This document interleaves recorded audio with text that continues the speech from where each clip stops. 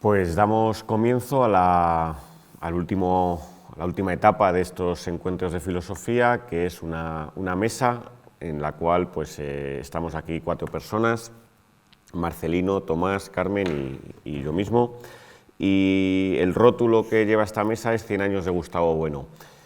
Vamos a realizar algunas consideraciones cada uno de los miembros de la mesa al respecto de este rótulo y de ciertos temas que ya han ido saliendo a lo largo de los diferentes 2-3 días que llevamos aquí ya de discusiones, de temas, y luego pues daremos paso al público para que pueda hacer preguntas que han quedado en el aire o plantear temas o cuestiones abiertas. Bien, las consideraciones que yo voy a hacer son muy breves, pero son básicamente las siguientes, ¿no? Y recogen varios hilos que nos han salido en discusiones a lo largo de estos días, ¿no?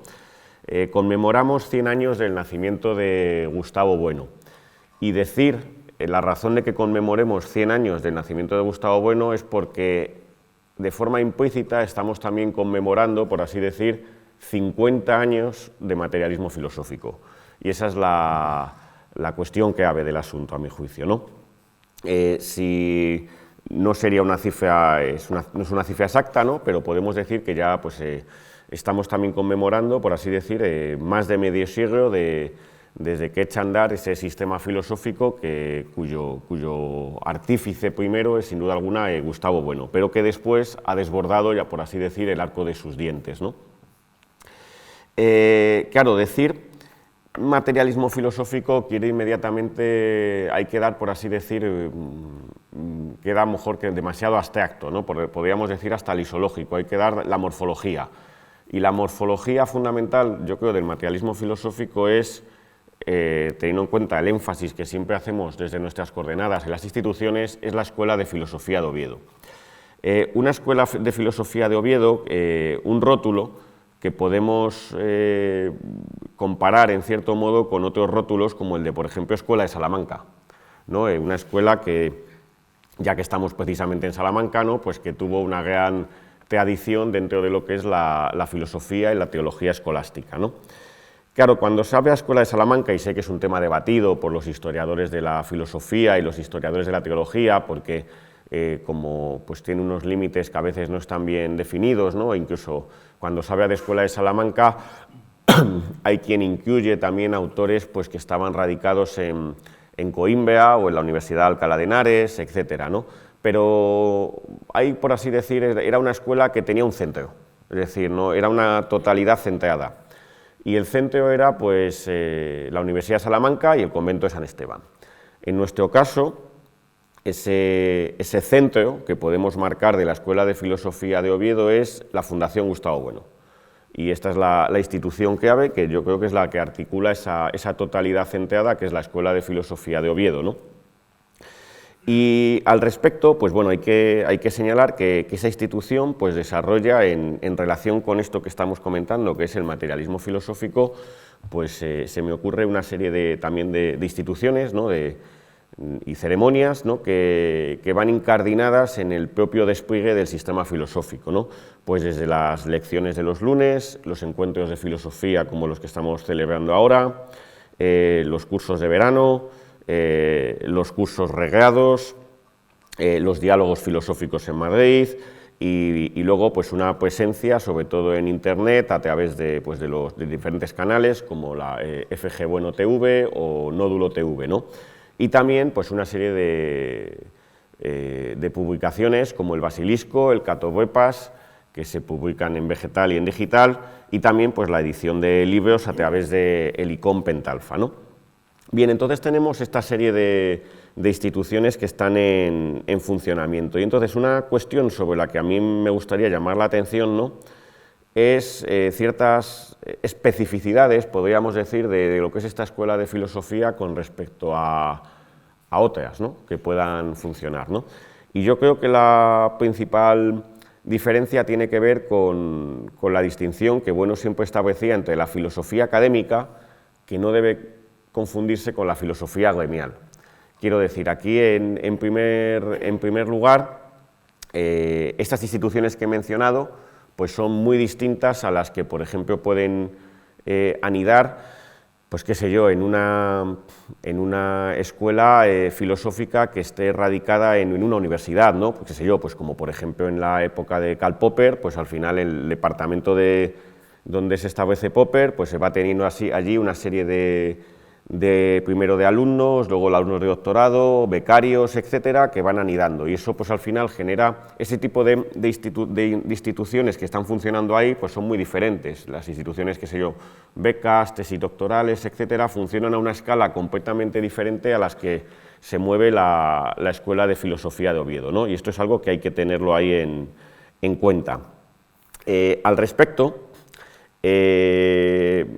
estas diferencias que estoy marcando a este nivel morfológico tienen, yo creo, su repercusión también a la escala de, por así decir, de M3, ¿no? Del propio desarrollo de esa geometría de las ideas que se va desarrollando, ¿no?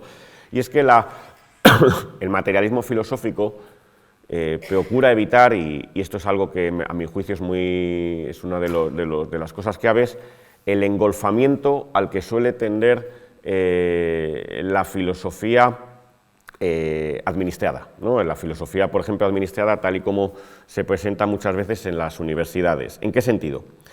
Que, por recuperar una frase de Bueno, ¿no?, que dice en el prólogo al libro de Tres Guerres, ¿no? Dice, bueno, filosofar no es pensar en Kant, sino en Newton a través de Kant o de Einstein. Es decir, que no se trataría tanto, en nuestro caso, de filosofar para nosotros no es tanto reflexionar, como puede ser, como hoy pasan en muchos artículos, si uno ojea revistas académicas, pues ve que es análisis de la obra, qué sé yo, de Zubiri o tal obra de Habermas, qué sé yo, o tal obra de tal o de Rorty, etcétera, ¿no? Sino que en nuestro caso, sin perjuicio de que se puedan hacer esos análisis, es porque siempre tenemos que estar mirando, por así decir, al mundus aspectabilis, ¿no? Las ideas tienen que aparecer tienen que aparecer con contenidos relacionados con contenidos efectivos del mundo, ¿no? Por decirlo otra vez con Bueno, ¿no? Y Bueno lo ponía aquí siempre las comillas, ¿no?, a las cosas mismas, ¿no?, pero sin perjuicio de que a las cosas mismas, Bueno lo solía poner con comillas, ¿no? O dicho de otra manera, que si podemos mirar y analizar a otros autores es porque a través de ellos estamos fijándonos en contenidos primogenéricos, segundogenéricos o terciogenéricos, ¿no?, del mundo aspectabilis, ¿no? Y entonces el materialismo filosófico, pues, y los miembros de la Escuela de Filosofía lo que manejan no es tanto el hecho de citar a Gustavo Bueno, esta es una de las cosas clave, ¿no?, sino el manejar una serie de herramientas de que dispone el materialismo filosófico, que muchas veces están marcadas en esto, pues por usar el rótulo que ya ha salido aquí, de pues una cierta gramática, ¿no?, que son las que nos permiten, esas herramientas en ese taller filosófico, pues fijarnos en esos contenidos del mundo que se están analizando, como pueden ser la televisión, el deporte, España, la izquierda, qué sé yo, la cosmología, la inteligencia artificial, etcétera, etcétera, ¿no? Y entonces es el poner en funcionamiento el sistema para analizar este tipo de cuestiones lo que a mi juicio es lo que permite el despliegue del propio sistema, del materialismo filosófico, ¿no? Donde conviene aquí analizar que muchas veces cuando salen estos temas, ¿no?, pues tiende a decir, bueno, es que pues ciertas personas sois muy ortodoxos, ¿no?, como que no os movéis un ápice. No, no, para nada, quiero decir, se han hecho análisis al respecto, poniendo en juego las ideas de Bueno, pues qué sé yo, pues por ejemplo, en filosofía de la música, toda la teoría de los glomérulos o del espacio musical desarrollada por Vicente Chuliá. En filosofía de la economía, Luis Carlos Martín introduce un tercer eje, por ejemplo, a la hora de analizar el campo económico. En mi caso me ha tocado también poner en juego otra serie de ideas a la hora de analizar la inteligencia artificial, y se podrían dar pues muchos ejemplos. En educación, Marcelino ha presentado trabajos al respecto hace poco, en etología Íñigo Ongay, los análisis en literatura, pues con el énfasis que ha hecho en los tres planos, por ejemplo, de Cai Ruiz de Vergara. En historia de España, pues por ejemplo, los trabajos de Iván Vélez, ¿no?, donde él está roturando ahí un nuevo terreno, pues usando las herramientas del sistema, ¿no? Y entonces esto es lo interesante, ¿no?, donde es en estos trabajos donde se ve que no hay rigidez, que lo que hay es un uso de las herramientas del sistema para roturar un nuevo terreno, ¿no? Porque el problema es que muchas veces esa filosofía universitaria tiende al juicio al engolfamiento, y el engolfamiento tiende a ver que donde al final parece como que lo interesante no es tanto analizar estos temas concretos, cuanto a lo mejor analizar ciertas partes de la obra de Bueno, ¿no? Y eso es ese engolfamiento, es ese mirarse el ombligo que a mi juicio, pues sin perjuicio de que pueda tener cierto interés, para aquilatar ciertos matices, pues no es la tarea del filósofo comprendida al modo materialista. O dicho de otra manera, que si podemos mirar a ciertas partes del sistema de Bueno es porque estamos poniéndolo en práctica para analizar ciertas realidades, ¿no? Si no, pues cometemos en discusiones que a veces pues, que no hacen más que dar vueltas en círculo, ¿no? Y esta es la clave, a mi juicio, de que desde nuestras coordenadas siempre tengamos muy en cuenta algo que de nuevo en la filosofía administrada pasa, no se dedica tanto tiempo, y es a la filosofía espontánea, ¿no? Generalmente no, si uno revisa publicaciones de filósofos, etcétera, pues la filosofía espontánea, qué sé yo, de los ingenieros, de los pedagogos, esa filosofía espontánea de los empresarios, etcétera, de los economistas, no se le suele dedicar tantas páginas. Y sin embargo es una de las cuestiones que nosotros en nuestras coordenadas siempre más hincapié hacemos, en analizar esa filosofía espontánea que manejan los científicos, los ingenieros, los economistas, los políticos, etcétera. ¿Por qué? Porque precisamente, insisto, el materialismo filosófico lo que está ahí es buscando las cosas mismas, entre comillas, ¿no? Y entonces, lo que quería con estas palabras era un poco hacer hincapié en esa diferencia de escala, ¿no? Esa diferencia de escala, esa diferencia entre lo que es la Escuela de Filosofía de Oviedo y otras escuelas de filosofía. Y no solo al nivel del sistema, sino también al nivel institucional del funcionamiento, ¿no? Donde el nexo de unión que podemos tener los miembros de la escuela no es solo ese nexo de usar unas mismas herramientas del taller, sino, por ejemplo, el presentar comunicaciones, venir a estos encuentros, debatir tanto en la parte que está grabada como la que está off the record, etcétera, un largo etcétera ahí de conexiones, ¿no? Y finalmente, lo último que me cabe decir es que, ¿qué cabe esperar, no? Bueno, eso dependerá en parte, depende de la propia escuela, de que sigamos analizando las ideas del presente en marcha, unas ideas que ya digo que muchas veces están en las propias junturas entre las categorías, ¿no? Que son las que están ahí articulando el mundo, ¿no? Y también no hay que perder de vista que el desarrollo y el despliegue de un sistema filosófico, como advertía el propio Bueno en Santo Domingo de la Calzada con motivo de que iba a cumplir 90 años, está abierto también a cuestiones ya de índole sociológico o histórico que desbordan la propia geometría de las ideas, ¿no? Y el propio Bueno en ese sentido tenía me acuerdo, fue en el ayuntamiento, ¿no? Un cierto escepticismo, ¿no? Y él mismo decía que las causas por las que, por ejemplo, el aristotelismo se extendió, que muchas veces rebasaban completamente lo que es la propia potencia del sistema aristotélico, ¿no? Sino que tenían que ver con otras cuestiones, ¿no? Y en ese caso, nosotros tenemos que tenerlo también eso en cuenta, ¿no? Y en ese sentido, el futuro del materialismo filosófico lo ignoramos, ¿no? Pero ya se irá viendo. Y en todo caso, lo único con lo que se puede expresar es que quizás dentro de 100 años, ¿no? Aquí, no digo en esta sede, sino se siga conmemorando alguien, o algunos conmemoren los 200 años de Gustavo Bueno, aunque ninguno de los que estemos en esta sala, pese a las promesas del transhumanismo, estemos aquí para contarlo. Y que esas personas que estén en esta sala sigan recordando aquello de que pensar es siempre pensar contra alguien.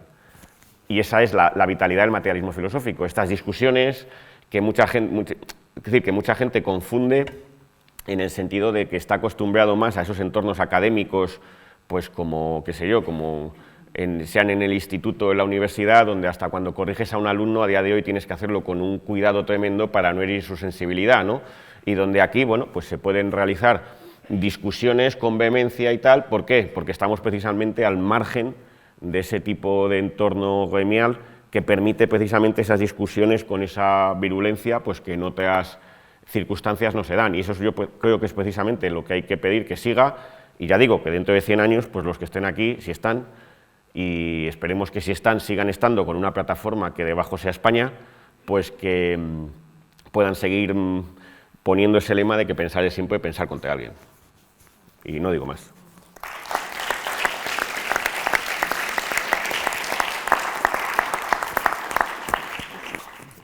Bien, pues 100 años de Gustavo Bueno dan como resultado una obra filosófica que ocupa más de medio siglo de su propia vida. Según su bibliografía cronológica, sus primeras publicaciones comenzaron en el año 1946, esa serie de, digamos, de reseñas que hacen mayoritariamente en la revista de filosofía del CSIC. Ya como filósofo con un pensamiento original dentro del panorama de la filosofía española, pues comienza a ser conocido en la década de los años 70, a partir de 1970, tras el papel de la filosofía en el conjunto del saber. Ya van saliendo sus grandes obras, en el 71 Etnología y Utopía, en el 72 los ensayos materialistas, en el 74 la metafísica prosocrática, y así en una serie ininterrumpida hasta el año 2016, en el que aparece el ego trascendental, en el que se publica el ego trascendental. Alberto Esteban nos lo recordaba el otro día. Y entonces estamos, si ustedes ven la bibliografía cronológica, pueden comprobar que en ninguno de estos años, que hasta el 2016, no aparece ningún espacio vacío. Todos estos años están llenos de una serie de publicaciones. Entonces estamos ante una producción que tanto bibliográfica como también videográfica, pues es algo realmente sorprendente. Por el número, por la variedad de temas que abordó, por la abundancia de procedimientos metodológicos que está empleando en el análisis. Y esto hace muy difícil que a 8 años de su fallecimiento tengamos la suficiente perspectiva para aventurar qué puede ser de su sistema filosófico, qué va a ser de su sistema filosófico en un futuro. En este sentido, cuando cumplió 90 años, en una entrevista que le hicieron en Santo Domingo de la Calzada, como acaba de recordar Carlos, el 1 de septiembre del 2014, pues el entrevistador pues le preguntaba por su sistema y por el futuro de su sistema. Y bueno, reconocía que, bueno, que su sistema pues, había alcanzado cierta difusión, lo reconocía, pero inmediatamente añadía que, dadas las condiciones, pues esto igual puede apagarse que seguir adelante. Con la ironía que le caracterizaba y decía él, dice, bueno, pues esto es una cuestión aleatoria, es una cuestión meteorológica, y efectivamente, bueno, es así, es así. Lo cual no impide para que nosotros aquí podamos hacer hoy pues, unas breves consideraciones sobre cuál puede ser el porvenir inmediato que cabe esperar al materialismo filosófico. Cuando Sacristán anunció la muerte de la filosofía en el año 1968, pues aquella tesis caló muy hondo en el profesorado de filosofía que asistió a la 6ª convivencia de filósofos jóvenes que se celebró en el Escorial. La respuesta de Bueno a Sacristán, que como saben suscitó la polémica más interesante del panorama filosófico español, pues por supuesto negaba completamente esta tesis. La filosofía no ha muerto porque la filosofía, como saber de segundo grado, tendrá mayores funciones a medida que las ciencias, a medida que las tecnologías pues, adquieran mayores desarrollos y vayan intersectando entre sí.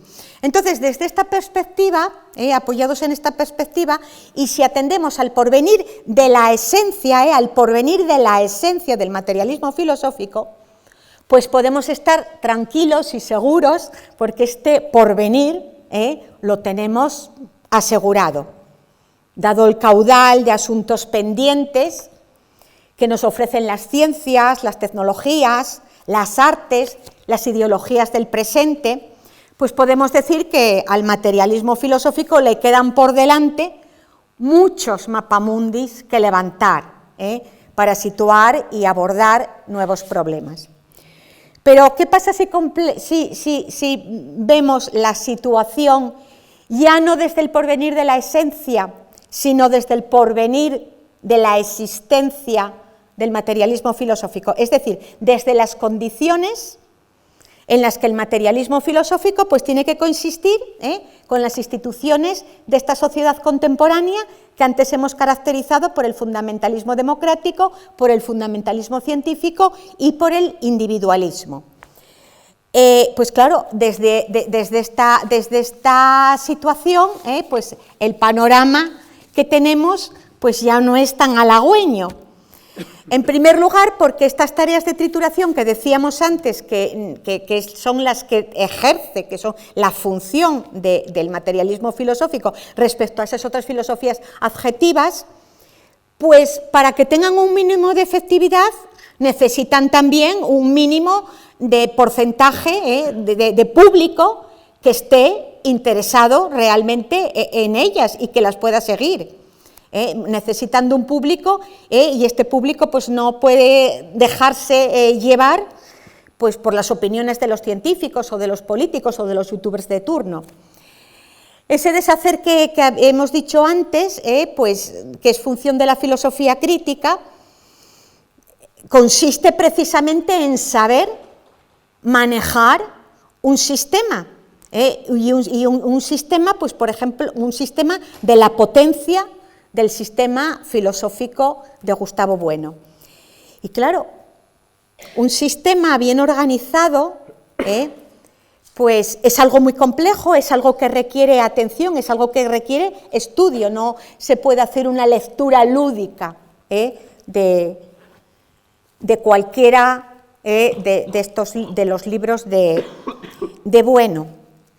Y claro, entonces conectar el sistema con los ciudadanos, pues es una tarea difícil, es muy difícil que conecte con los intereses inmediatos pues de unos ciudadanos que están pendientes de haceres prácticos, de haceres inmediatos, de cosas que les faciliten la vida.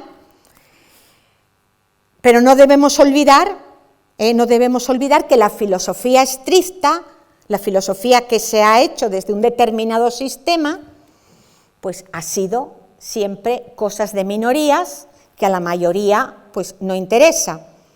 Este mapamundi que el materialismo filosófico puede construir, pues no es una cosa que interese ni a los ciudadanos ni a los políticos, porque para resolver problemas, para eso están los científicos, para eso están las tecnologías.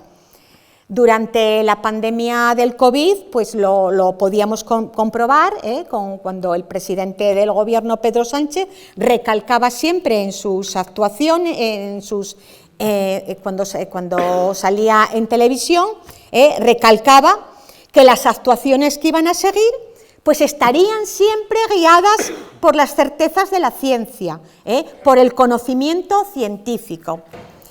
Esto por una parte. Y por otra, claro, desde esa filosofía mundana que decíamos antes, desde esta filosofía mundana realizada en la sociedad, pues se da por sentado ya que cada ciudadano tiene unas opiniones propias, esas opiniones que además hay que respetar, para poder decidir sobre cuestiones tan complejas como son, pues, por ejemplo, qué sé yo, las de un estatuto de autonomía, o como es la implantación de la eutanasia. Cualquiera tiene opiniones para decidir sobre ello. Entonces, claro, no se ve la necesidad de ponerse a estudiar un sistema filosófico con el trabajo que ello conlleva. Visto así, no resulta nada extraño que haya un desdén hacia la filosofía académica.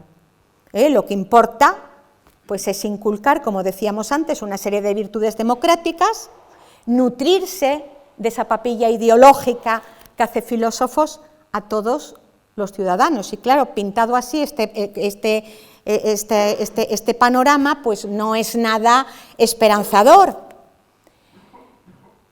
Se nota el rechazo y la aversión que hay hoy hacia los métodos de la filosofía estricta. En la educación pública, pues esto lo podemos comprobar muy bien. Podemos comprobar, pues, ese desprecio de los pedagogos por el rigor, por la lógica, por los métodos escolásticos. Bueno, la palabra escolástica les horroriza. Las artes memorísticas también les horrorizan. Todo eso hay que desecharlo.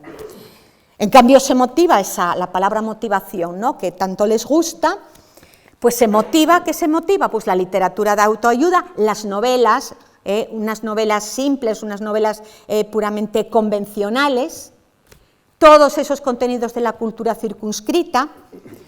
Y claro, ¿contra qué tenemos que estar, digamos, pues no sé, luchando constantemente, o contra qué nos tenemos que pelear constantemente? Pues con el deshacer esas ideas tan confusas, esas ideas como las de derechos sociales, o cultura, o progreso, o memoria democrática, o igualdad, o transición ecológica, o inclusión, o sostenibilidad, consumo. Cada vez que se intenta pues poner en duda estas ideas, criticarlas, triturarlas, decir que estas ideas, pues, no son esas definiciones lisológicas que están en la calle, pues esto, cada vez que se hace, pues es visto como un gesto de intolerancia. Y más cuando algunas de estas ideas aparecen en los rótulos de los ministerios. Entonces, ir contra ello, pues, es algo que está muy mal visto. ¿Y por qué? También, pues porque la crítica, la crítica no se entiende como la entendemos nosotros. La crítica a instancias de estas otras instituciones sociales, políticas, pues la crítica se suele entender en un sentido subjetivo o en un sentido sociológico. Se suele entender como crítica hacia una ideología, pero hecha desde una ideología, no desde una filosofía. Entonces, los métodos de la crítica filosófica, esos métodos que implican, pues, hacer, por ejemplo, una teoría de teorías, esos métodos pasan completamente inadvertidos. Y muchos que han leído las obras de Bueno se han quedado con el resultado final, o se han quedado, pues, con lo que dice, lo que resume un determinado periodista. Se quedan con epígrafes de título. La crítica realmente, la trituración que el propio Bueno ha hecho, pues pasa totalmente inadvertida. Y esto lo podemos comprobar en lo que pasa en la propia filosofía de Bueno.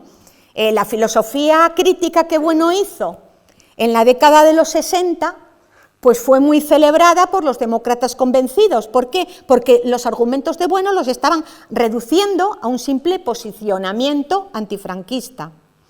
Pero cuando esos mismos demócratas, muchos de ellos pues con cargos políticos, ven la crítica que Bueno, aplicando la misma filosofía, aplicando la misma metodología, pues hace a la socialdemocracia, entonces ya no lo ven con buenos ojos y dictaminan que lo que Bueno está haciendo es que ha dado un giro a la derecha, y lo tildan de facha, y por ende nos tildan también a nosotros. Bueno, desde este panorama, la situación del materialismo filosófico, pues podríamos decir que es más de crisis que de otra cosa.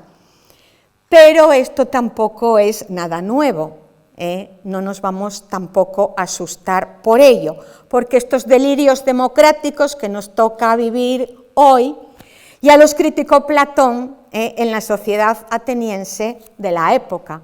El pasaje 319 del Protágoras, si ustedes lo leen, da pues, un diagnóstico de esta situación, en la que cualquier ciudadano, sea zapatero, sea de herrero, sea, lo dice ahí magníficamente, 319 Protágoras, lo recuerdas.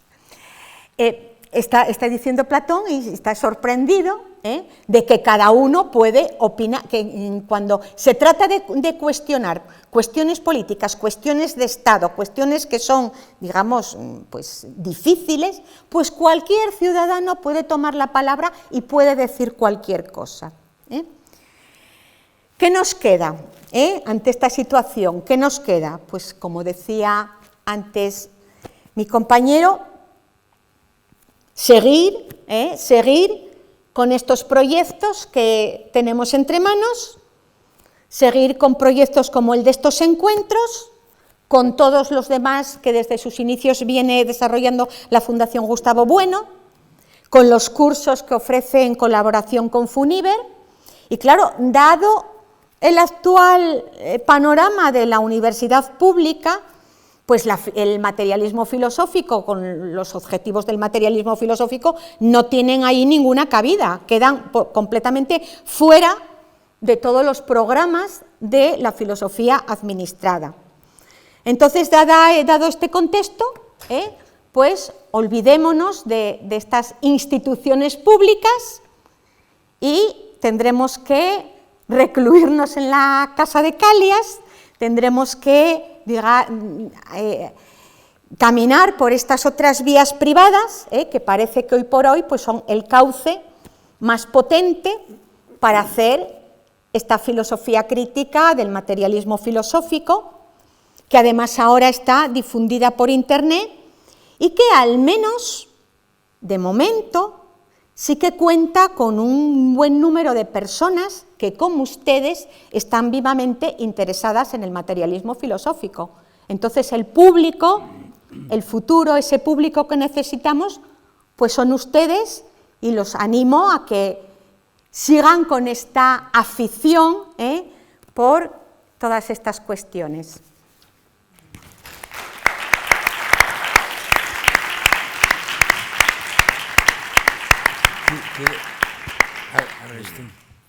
Pues antes de empezar, como ven ustedes, el materialismo filosófico tiene remedios para combatir los males del cuerpo también.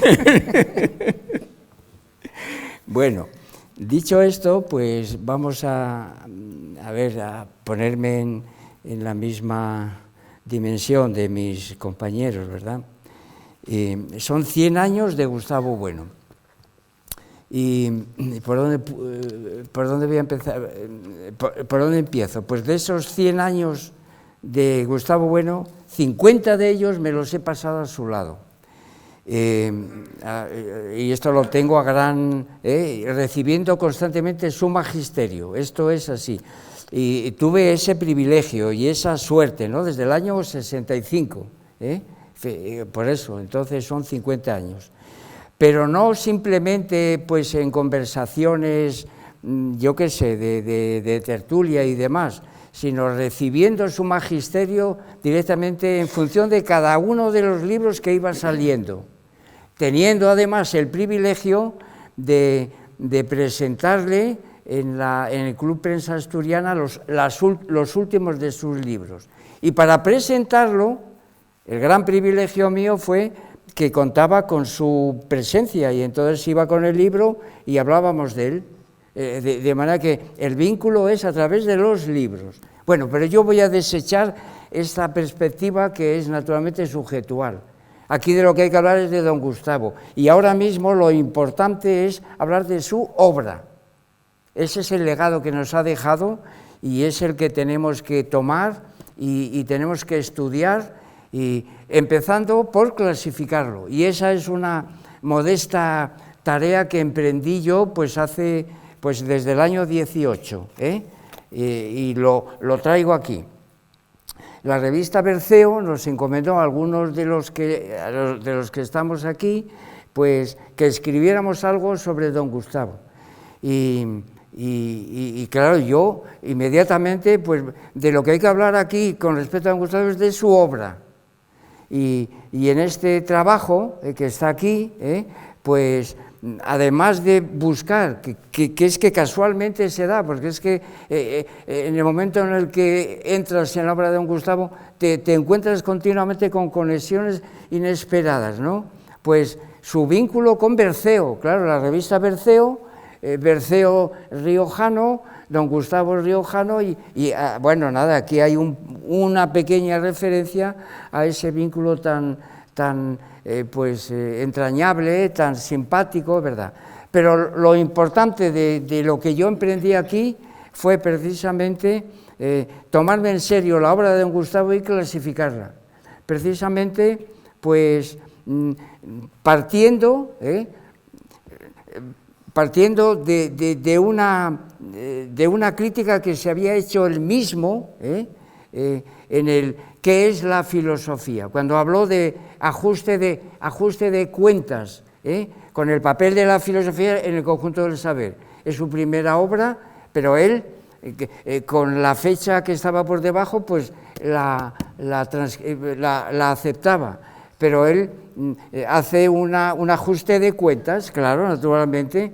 ¿Por qué? Pues porque en aquella época no tenía una gnoseología, sí tenía ya una ontología, ¿verdad?, pero no tenía una gnoseología y tampoco pues había completado muchas de las herramientas que nos ha proporcionado después, ¿verdad? Y entonces por eso pues dicen que es la filosofía.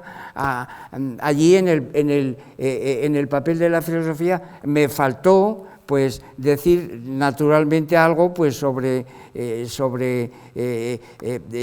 saber político, el saber científico y el saber religioso, porque todavía pues naturalmente eso lo tenía él, pues claro, el animal divino vino después, la teoría del cierre categorial pues vino después, y lo mismo el primer ensayo sobre las categorías de las ciencias políticas, ¿no?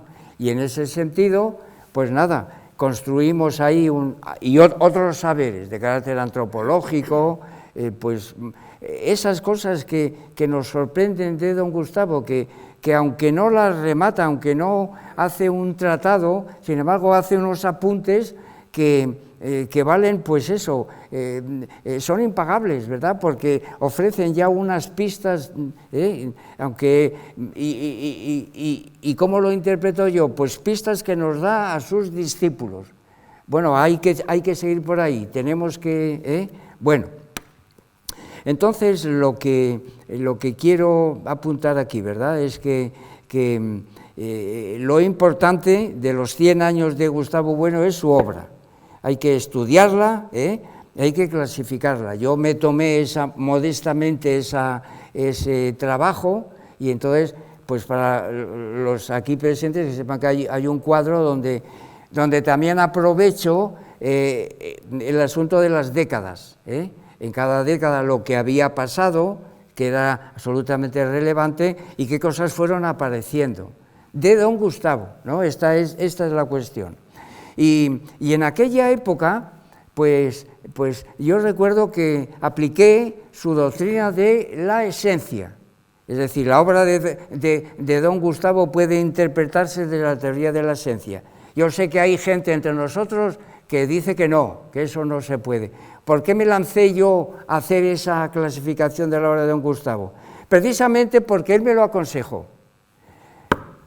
a propósito del reportaje que se le hizo a don Gustavo, que se estrenó en Santo Domingo de la Calzada, pues hubo un momento en el que él no estaba muy de acuerdo con aquel reportaje, y yo, en una de las tertulias impagables que tuve con él, por eso he tenido que decir algo sobre esos 50 años a su lado, pues me vino a decir, ¿verdad? Pues bueno, le pregunté yo directamente, ¿acaso don Gustavo lo que sale en ese reportaje se funda en lo que podríamos llamar el núcleo de su filosofía política? Y dice, efectivamente, así hay que considerarlo. Y entonces hay que tener cuidado, porque claro, mi pensamiento al respecto pues va por otros derroteros. Eso me animó a decir, bueno, pues la teoría de la esencia se puede aplicar perfectamente a don Gustavo. Y entonces emprendo ese mismo camino diciendo, ¿cuáles son los textos nucleares en lo que sería el saber político, los textos nucleares en saber científico, los textos nucleares en saber religioso, los textos nucleares en otros saberes, muchísimos, porque los ha abordado casi todos, hasta el deporte, claro, pues fíjense ustedes, claro, eso o las cosas que dice, pues, o que ha escrito sobre el queso, sobre la sidra, esos también son saberes, y eso no es nada despreciable, eso hay que tenerlo muy en cuenta. Y claro, pues, ¿en qué casilla hay que meterlo? Pues en otros saberes, claro, sin duda alguna, ¿verdad? Pero en esta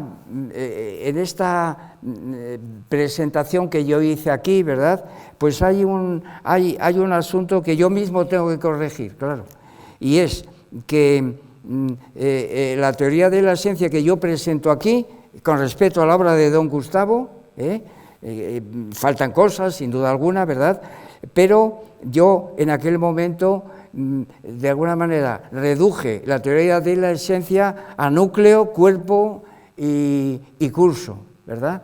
Y entonces, ¿por qué? Pues porque yo lo del género radical no lo tenía claro, no tenía claro. ¿Cómo podemos aplicar la doctrina del género radical a la filosofía de don Gustavo? ¿Dónde está la raíz?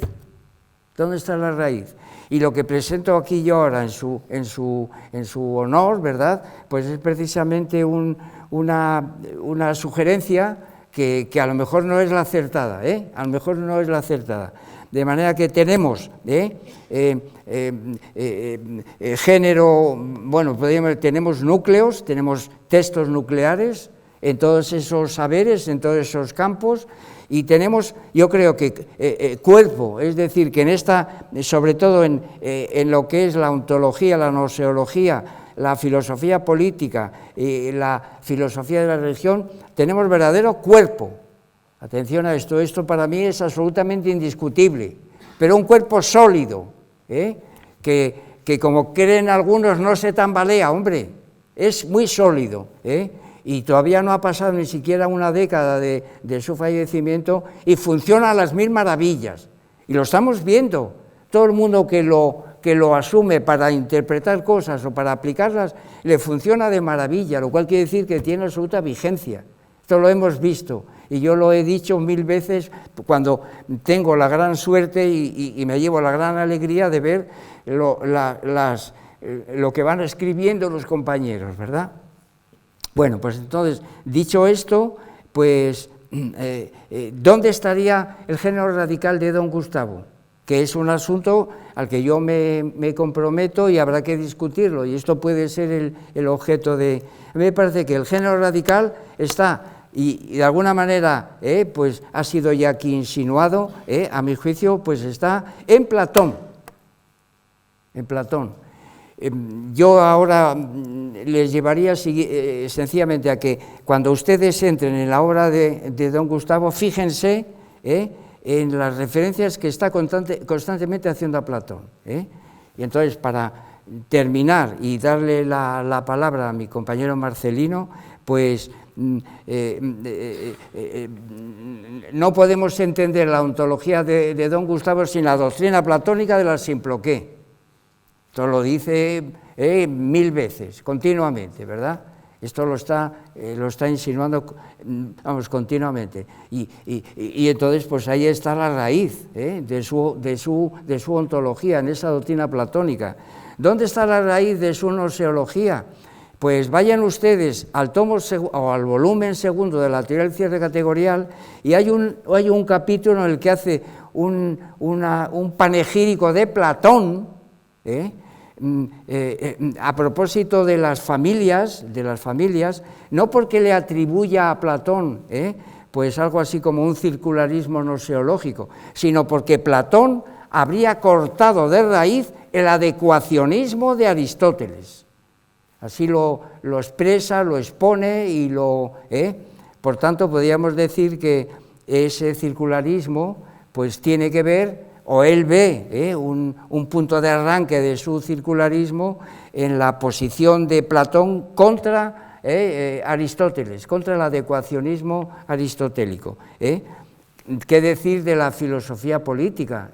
Ha sido insinuado. ¿Cómo no vamos a entender la teoría de las capas y las ramas de pues sin tener en cuenta la cantidad de referencias que hace a la República? Y a los gobernantes, a los productores y a los defensores? Claro, pues de alguna manera, pues ahí está el género radical. En el caso de la pedagogía, la ética, lo que, vamos, la introducción magnífica que hace don Gustavo al Protágoras de Platón, pues es un ejemplo claro donde encontramos todo esto que estoy diciendo yo, ¿verdad?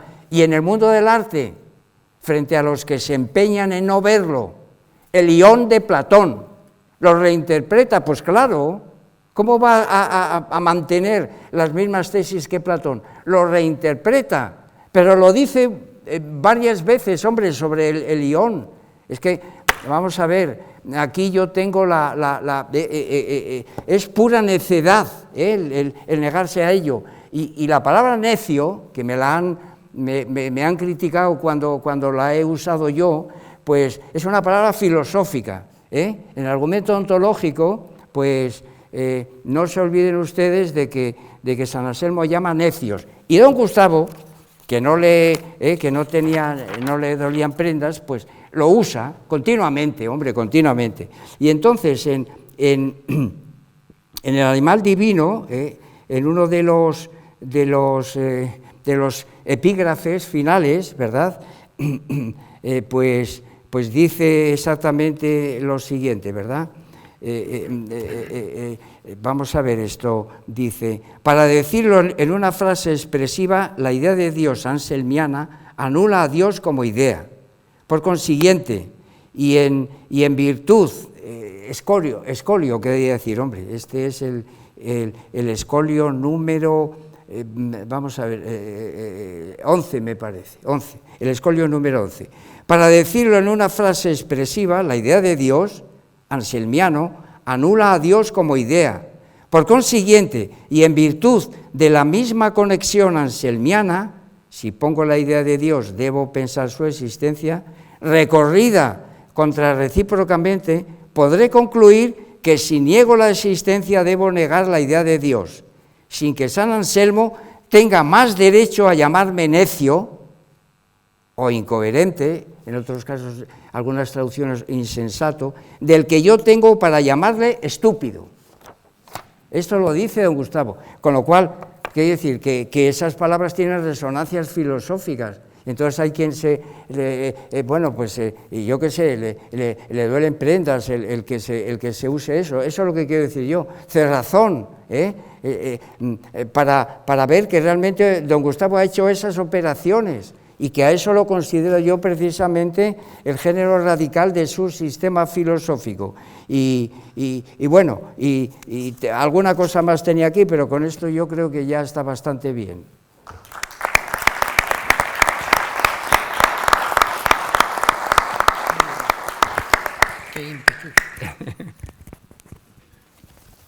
Por aquí. Y subir esto para arriba, a ver si tú ganas.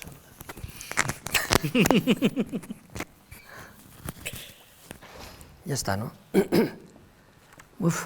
Bueno, vamos a hacer la parte que me toca. Voy a coger el relevo de Carlos, que ha hecho, él dice lisológica, no, morfológica, porque al tener en cuenta las instituciones, pues entonces es ya, creo yo, ¿no? Y la situación actual de la Fundación y de las instituciones, simplemente por anotar que otra de las instituciones son los cursos reglados de filosofía a través de la Fundación Universitaria Iberoamericana, por ejemplo, Fundamentos de Filosofía, que bien, todo el mundo conoce, ¿no? Entonces, simplemente por recoger esas otras instituciones.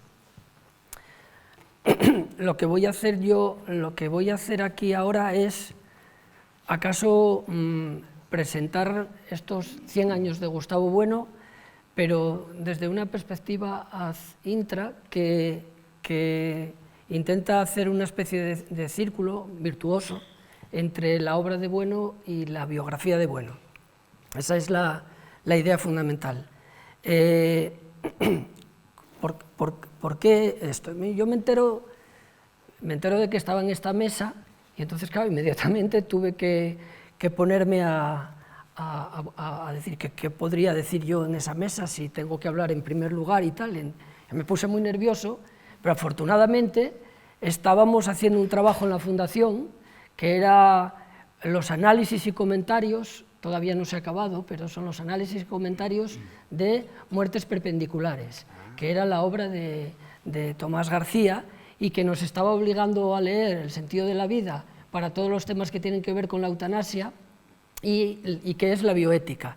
Y entonces, al ir leyendo estas obras en virtud de la preparación de esos comentarios de la obra de Tomás, pues me surgió la idea de pensar estas cosas así, ¿no? De tal manera que, como ha dicho Carlos y Carmen en parte, por una parte está la biografía de Bueno, los hechos biográficos, los distintos momentos históricos que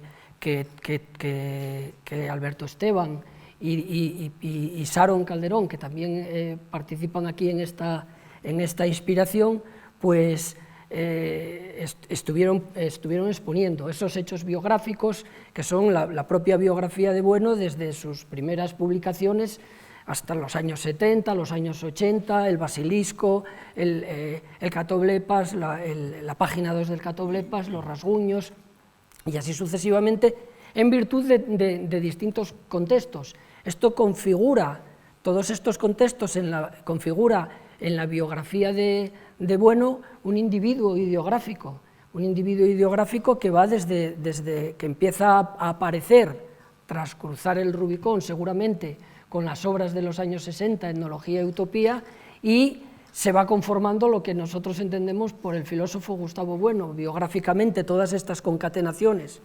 Bien, pero la idea es esta, y la idea es posible, partiendo de estos hechos biográficos, que son la reducción ascendente de la obra de Bueno, la reducción descendente de la obra de Bueno, considerar ahora la obra de Bueno en reducción ascendente o de absorción como una plataforma que también nos pueda dar, absorbiéndola, idea de esos hechos biográficos. Es decir, que se forma un ciclo, primero entre la obra de Bueno y luego entre los hechos biográficos que van ocurriendo y las obras que de alguna manera tienen que dar cuenta también de esos hechos biográficos, al menos lisológicamente. Ya no digo que lo puedan dar morfológicamente porque las cosas son mucho más complejas por cada contexto, pero al menos lisológicamente. Y entonces se me ocurrió pensar, sobre todo, pues preparando lo de Tomás, en el sentido de la vida, pues aparece una primera idea, la idea de ondulación, porque la idea de ondulación es pensada como la influencia que un sujeto, incluso después de fallecer, que un sujeto tiene sobre otra serie de sujetos. Y esto desde la obra contempla lo que está ocurriendo, esto desde la propia obra de Bueno, desde el sentido de la vida, contempla lo que ha ocurrido, las influencias de Bueno a lo largo de... Y entonces, claro, voy a leerlo para que se vea, aunque ya ha sido requete citado, pero dice Gustavo Bueno en el sentido de la vida: en algunos casos incluso el fallecimiento constituye el principio de una más amplia vida personal, y de esto podría citarse muchos casos, desde Pericles hasta Jesús, desde el Cid hasta Mozart, desde Mendel hasta Cézanne. Aquí cobraría un sentido peculiar la sentencia de Séneca, que antes hemos citado en otro contexto: dies iste, quam extremum reformidas aeterni natalis est. Podríamos comparar este proceso con el que tiene lugar en un estanque, en cuyo centro existe un foco de ondulaciones que se transmiten en círculos concéntricos cada vez más amplios. El círculo focal es la persona individual viviente y las ondas son las otras personas conformadas por la primera. El proceso de transformación de las ondulaciones puede continuar cuando el foco central se haya detenido, cuando el individuo ha muerto. De todas formas, parece evidente que, salvo en los casos excepcionales, el fallecimiento de la persona lleva aparejada la extinción progresiva de su influencia, etcétera, etcétera. Entonces, esta idea focal permite comprender cómo desde la obra de Gustavo Bueno se está contemplando de alguna manera las influencias que posteriormente desde el plano de la biografía están ocurriendo en las demás. Pero claro, este sería, diríamos, el primer de los 4 hilos que constituyen esta idea que quiero desarrollar. La otra idea, que también es de Bueno, pero que ha sido expuesta por Sharon Calderón Gordo, es la idea de las oleadas. Ahora ya no contemplamos la influencia de Bueno, bien la influencia personal de Bueno como sujeto individual, como filósofo, sino también a través de sus obras, pero en la medida que las oleadas suponen el acercamiento de los demás a lo largo del tiempo, a través de las décadas. Nos dice Sharon en una idea que toma del propio maestro: las décadas suponen un criterio objetivo de división artificioso, como puedan ser los paralelos, pero un criterio objetivo. Y después dice, un poco más adelante, y dice: en el curso del desarrollo de una corriente filosófica, el materialismo filosófico, como pueda serlo la filosofía analítica o el materialismo filosófico, habrá que distinguir no ya generaciones, sino olas u oleadas, de tal manera que a partir de estas 2 ideas podemos entender como una suerte de flujo y reflujo, de constante influencia de Bueno, incluso después de su desfallecimiento, y seguimiento o reiteración de oleadas hacia el materialismo filosófico después de su fallecimiento. Es decir, que parece como si desde la concepción que Bueno tiene de las oleadas y de las ondas, pues estuviésemos explicando estas circunstancias biográficas, digo, al menos en plano general. Un tercer hilo. El tercer hilo es el hilo de la inmortalidad efectiva o positiva, que trata Bueno en el análisis de Gracián.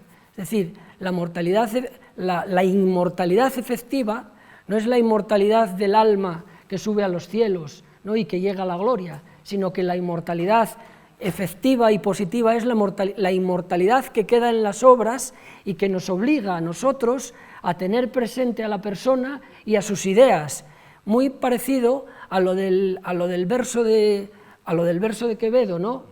Retirado en la paz de estos desiertos, con pocos pero doctos libros juntos, escucho con mis ojos a los muertos y oigo hablar a los difuntos. Es decir, o al revés, no lo sé muy bien, pero es decir, escuchamos a la persona fallecida a través de sus obras, hablamos con los muertos a través de sus obras, y por eso, desde esta perspectiva de la idea de persona, Gustavo Bueno sigue como persona entre nosotros, y sigue así, y entonces volvemos otra vez a ver cómo, a partir de este trabajo de Gracián y de este trabajo sobre Gracián, rescata una idea que nos permite volver a interpretar sus obras y su biografía y la concatenación de estos datos, ¿no?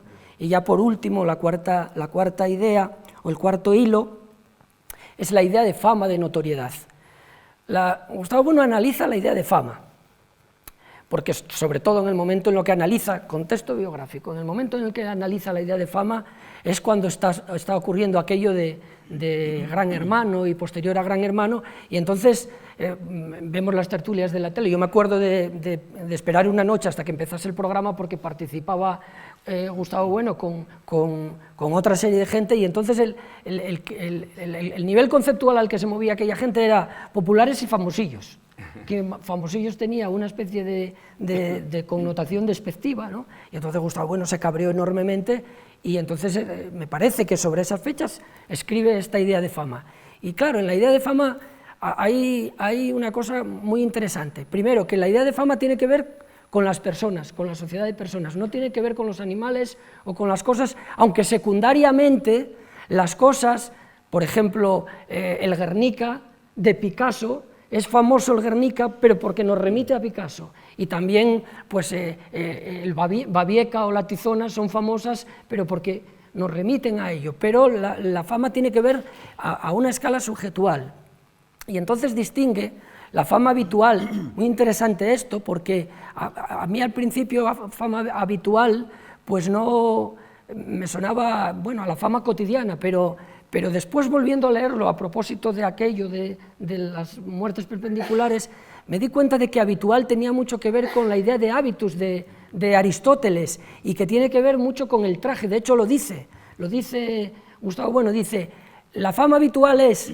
el traje que los demás le ponen a una persona en su vida cotidiana, pero cuando esa persona desborda la vida cotidiana porque ha hecho algo de notoriedad, por ejemplo, porque ha escrito los ensayos materialistas o porque ha escrito el primer ensayo sobre las categorías de las ciencias políticas, entonces estas obras son las que por sí mismas las desbordan, bien en vida o bien después de fallecer. Pues bien, yo creo que estas 4 ideas nos permiten entender cómo se cierra el ciclo desde los aspectos de estos 100 años biográficos, en un primer ciclo hasta la segunda vuelta a partir de la obra, de tal manera que podemos hacer un quiasmo. Recuerden que la forma de los quiasmos la utiliza Bueno para analizar los Grundis de Marx, y entonces los quiasmos a Bueno le parecían como un método filosófico muy importante. Pues he intentado reconstruir un quiasmo a mi manera, así que, bueno, tendrán que disculpar que mi manera no sea la de don Gustavo, pero bueno, el quiasmo diría esto, que en cuanto sujeto biográfico Gustavo Bueno ha construido una obra, un sistema filosófico, en cuanto obra se puede dar cuenta también de esta biografía como filósofo. Muy bien. He dicho.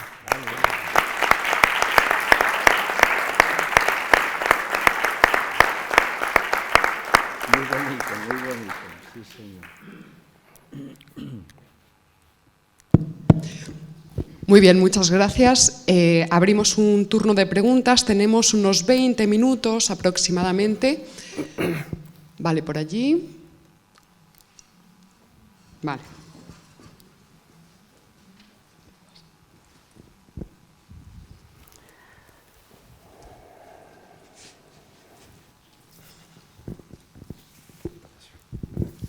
Varias cosas. En primer lugar, el tema de que se habla a veces de los buenistas, Gustavo buenistas, en diferencia a los materialistas filosóficos, ¿no? Como si el personaje Gustavo Bueno fuera una especie de filosofía en sí misma y no su sistema, ¿no?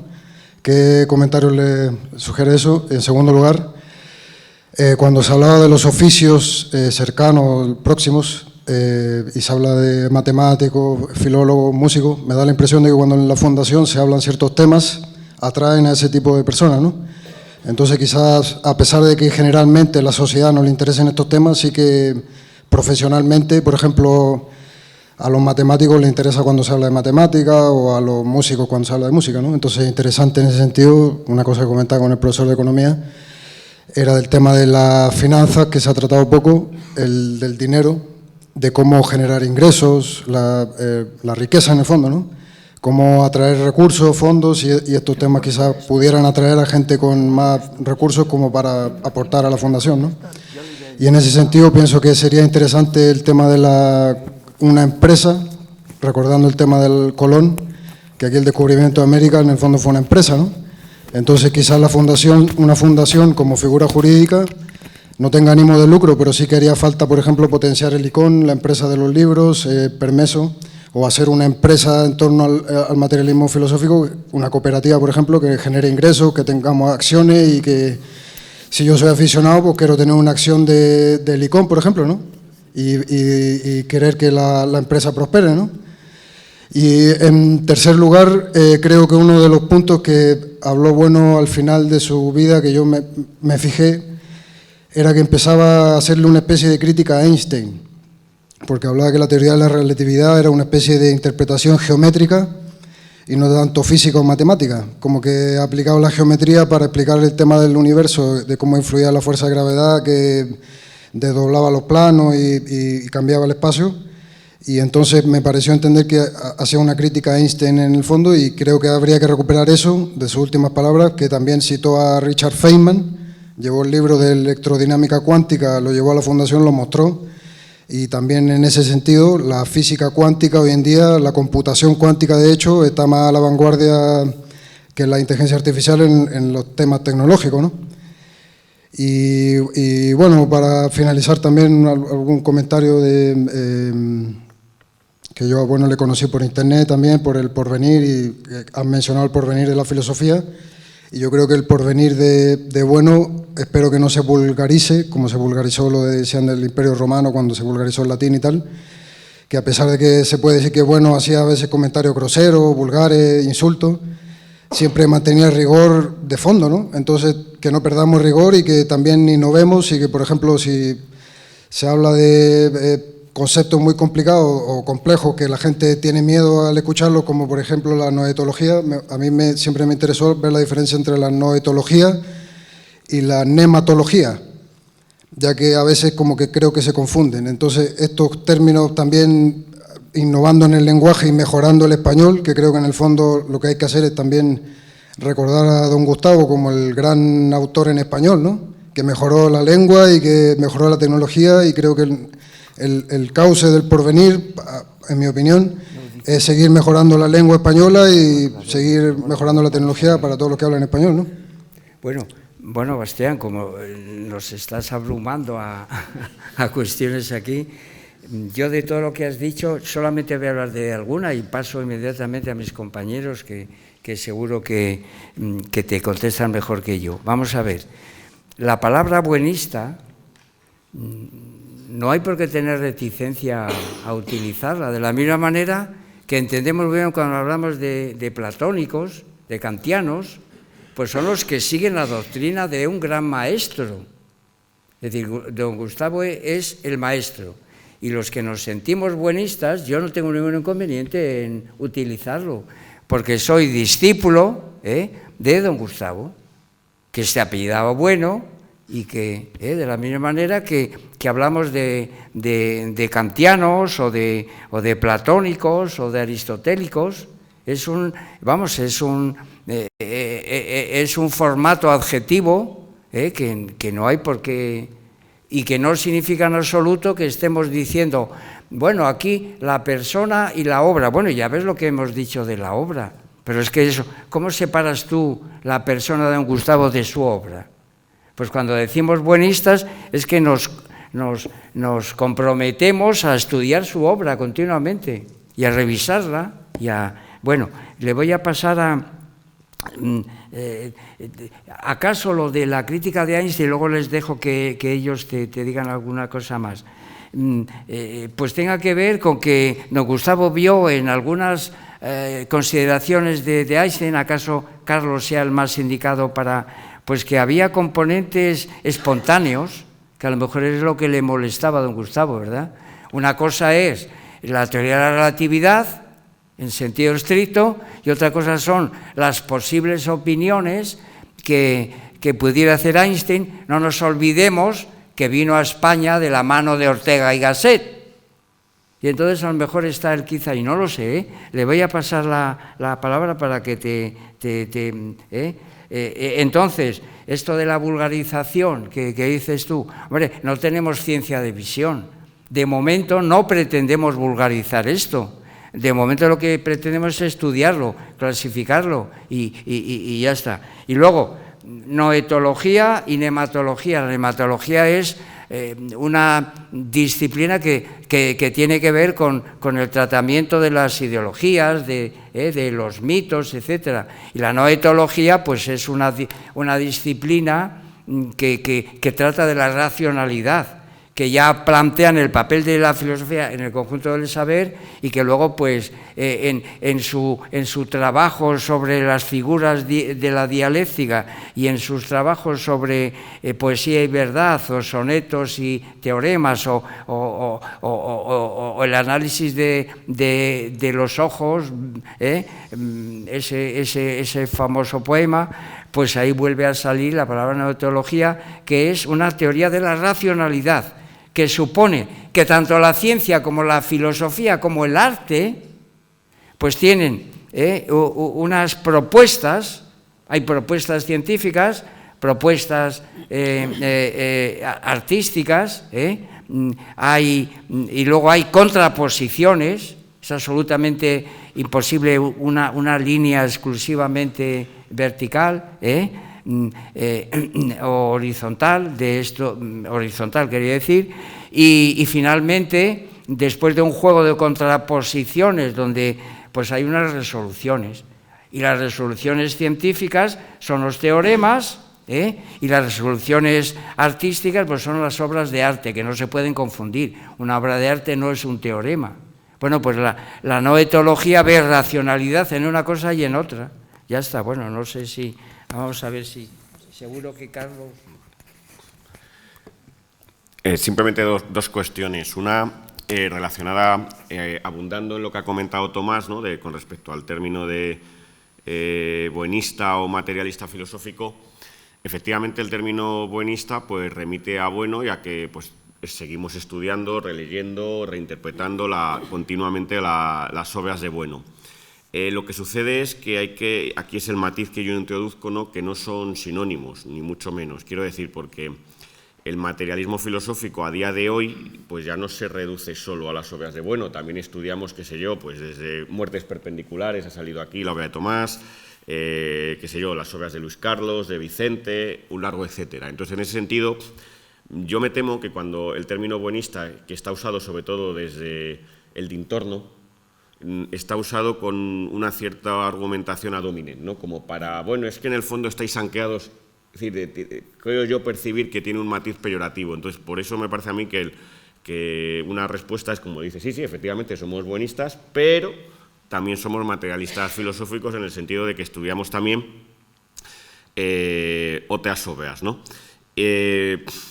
Al respecto también se me ocurre mencionar que cuando decimos que estudiamos otras obras, incluso obras que tomen como contrarreferencia la figura de bueno, ¿no? Caso, por ejemplo, de, qué sé yo, la reciente obra que ya ha salido aquí algún día mencionada de los comentarios críticos de David Álvar González, ¿no?, donde se da la paradoja, ¿no?, de, curiosamente, aunque, qué sé yo, en redes mucha gente pues ponga el grito en el cielo por las polémicas, por la respuesta que ha suscitado, como si esto fuera una especie de rigidez, ¿no?, nuestra, da la casualidad, y llamo la atención sobre eso, de que los que nos hemos leído la obra de la primera palabra a la última, mayoritariamente somos precisamente gente de la Escuela de Filosofía de Oviedo, es decir, Marcelino, Tomás, Gustavo, Joaquín, yo mismo, Íñigo Ongay, etcétera. Y somos precisamente, o sea, da la casualidad de que se nos acusa de una cierta rigidez y somos precisamente los que primero hemos recepcionado la obra y nos la hemos tomado en serio y la hemos leído de la primera palabra a la última para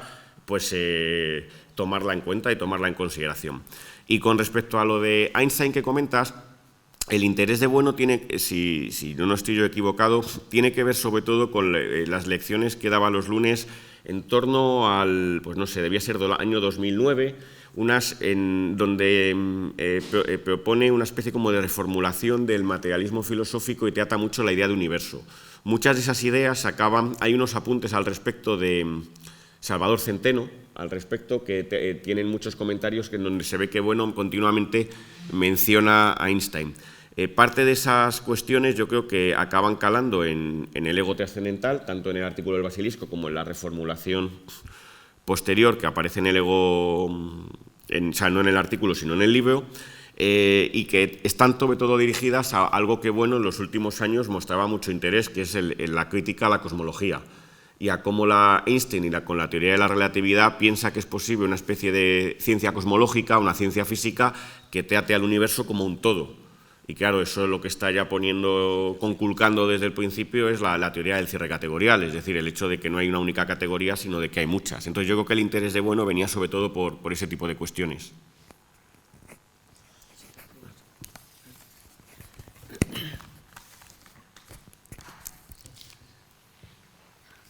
Por empezar, vamos a ver, no sé cómo va esto, pero por empezar por el final, para recoger el relevo de Carlos.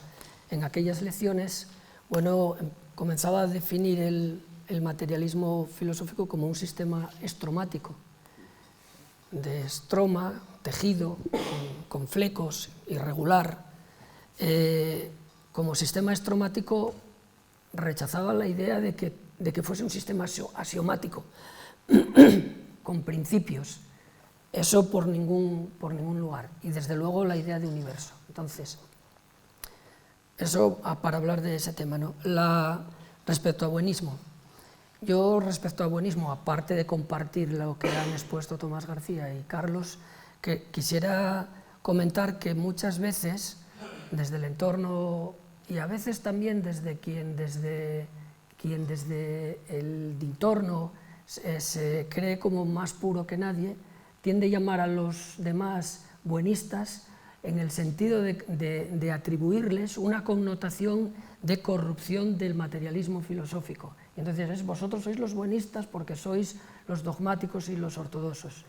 Y en ese sentido y contra esa concepción del buenismo fue contra la que Sharon Calderón Gordo escribió un artículo en el que analiza las diferentes connotaciones peyorativas y subjetivas psicológicas del buenismo. Artículo al que te remito, que está en el Catoblepas y que leyéndolo y estudiándolo en profundidad, pues te darás cuenta de qué significa y qué connotaciones puede tener. Por lo demás, me adhiero completamente a lo que acaban de decir, que yo en el sentido de materialista filosófico, pues soy tan buenista porque es seguidor de Gustavo Bueno. En ese sentido no hay ningún inconveniente. Y respecto a nematología, yo creo que la oposición más fuerte, no hay que oponer noetología a nematología, sino seguramente nematología a ideología, en tanto que es la oposición natural, por decirlo así. Las ideologías son el sistema de nebulosas de ideas de grupos determinados, sociales. Esas son las ideologías, el grupo que se acoge a una ideología, a un sistema de ideas determinadas, está ejerciendo una ideología, mientras que nematologías pues es algo más intergrupos o interclasistas. Por ejemplo, puedes atribuir la nematología a una institución, o también puedes entender la nematología como nematología natural en cuestión de un sistema de creencias, y por lo tanto no cabe confundirlo con ideología, pero desde luego está a años luz en otra galaxia del término noetología, en el que no voy a entrar porque ya lo ha explicado Tomás, y para redundar sobre lo mismo. Sí, bueno, en primer lugar, celebrar la finalización de esto, no porque terminen y descansamos, sino porque estuvo muy bien y creo que fue algo que tuvo un nivel importante y es una conmemoración adecuada. Pero es a propósito de una intervención de Carlos que indirectamente tuvo Tomás, que era la celebración del centenario, los 90 años de Bueno, primero en Santo Domingo, y hubo un acto en Oviedo donde no se suele mencionar la conferencia del acto de Oviedo sobre las clases porfirianas y plotinianas, que a mi manera de ver fue un ejercicio práctico de demostración de cuál es la filosofía de Bueno. Es decir, primero un examen de Linneo y de Darwin, y después dice, y ahora las clases plotinianas son esto y las clases porfirianas son esto otro. Es decir, fue una auténtica exhibición de maestría en el dominio de su método, de eso, y no se suele utilizar, y es una conferencia extraordinaria. Yo no sé si está grabada la conferencia esa es buenísima y la gente no la suele mencionar. Y por último, redondeando, que celebro que también que por 2 veces hoy se hayan mencionado los artículos esos de hace 50 años sobre los Grundrisse, que a mi manera de ver, yo no soy la persona más indicada, pero a mi manera de ver marcaron mucho el estilo de escribir de Bueno, basándose en el sistema de los quiasmos del joven Marx de los anales franco-alemanes, me parece a mí, donde marca a la vez una aproximación y una distancia, pero que es muy importante y que marcan su manera de hacer filosofía, creo yo, vamos, no sé. Nada, y felicitaros a vosotros los de la mesa también. Bueno, pues ya está.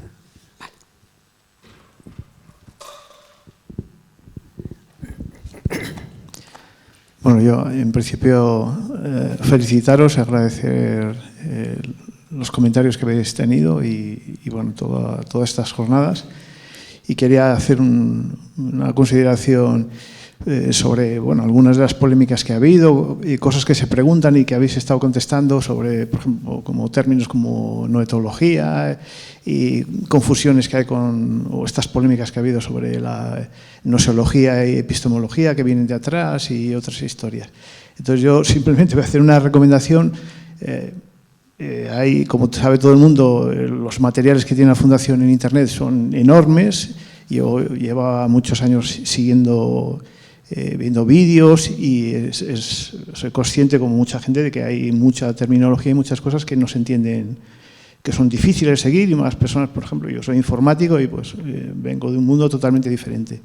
Entonces, mi recomendación, para evitar incluso y para no vulgarizar precisamente lo que se está hablando aquí, y bueno, me refiero también a alguna polémica que ha habido hoy por la mañana, recomendaría a todo el mundo, precisamente si queremos mantener un cierto nivel, pues que se trabaje más todos los materiales de Gustavo Bueno, las obras, y recomendaría a todo el mundo que no lo haya hecho, pues que aproveche que hay un curso de Funiver fantástico, donde se tratan todos estos temas y toda esta terminología, y te da por lo menos una visión, una base para entender muchísimo mejor las conferencias, para no entrar a veces en polémicas y discusiones que algunas se están hablando desde coordenadas diferentes, y para tener una base mínima para entender el sistema, y luego a partir de ahí pues pueden volver, en mi caso, volver a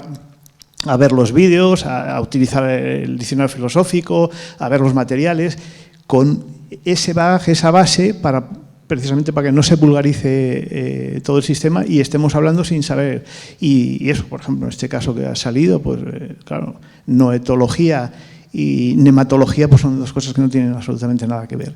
Y entonces yo recomiendo de verdad a todo el mundo que pueda, que esté aquí y que nos vaya a escuchar, que haga el curso de experto en fundamentos de filosofía, que es fabuloso, lleva su esfuerzo, pero que ayuda mucho, y a partir de él, o sea que, bueno, y con eso, gracias. Sí, nada, una cosa, yo siempre se lo he oído a Tomás García, y a mí me pasa lo mismo, y supongo que al resto de los contertulios pues lo mismo. Dice Tomás, cada vez que abro una obra de Bueno y la leo, encuentro algo nuevo. Y a mí me pasa eso. Es más, todavía voy más allá. Me pasa eso y me doy cuenta de que no había leído bien lo anterior. A mí, ¿eh? Sí, suscribo esto, claro. Bueno, pues damos por concluida la mesa redonda. Muchísimas gracias. Y entonces damos por cerrados los 29º encuentros de filosofía, y quedan convocados los 30, los 30 congresos que se realizarán en una fecha indeterminada y en un lugar ignoto. Después de la de Gustavo. Realmente yo solamente quiero decir una cosa. Estas jornadas han sido espectaculares y solamente hago que desear que la razón salve al materialismo filosófico y larga vida. Y agradecer enormemente a Gustavo, que está tras bambalinas todo el día, y a Paloma, la organización.